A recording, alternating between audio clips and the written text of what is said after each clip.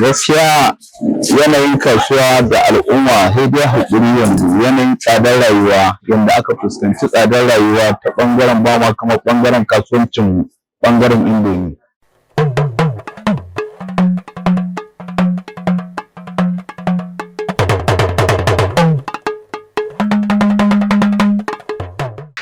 Sunana Umar Faruk mai shayi a Gwari Village Cafe. Gaskiya yanayin kasuwa da al'umma sai dai haƙuri yanzu yanayin tsadar rayuwa yanda aka fuskanci tsadar rayuwa ta ɓangaren ba ma kamar ɓangaren kasuwancin ɓangaren indomi. Saboda indomi mafi akasari mutane ana yawan cinta, abinci ne sosai.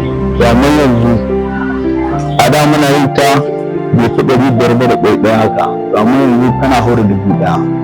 Haka ne mutane dai ake haƙuri ake ta malejin rayuwa. Domin shayi da a da bai kuma haɗa shi 200 ba, amma yanzu yana haura kofi yana haura 500 ma.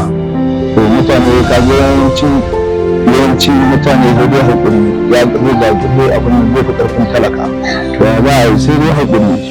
Muna nan muna ta maleji da rayuwa, muna ta'adda Allah kawo mana sassauci a ƙasar nan.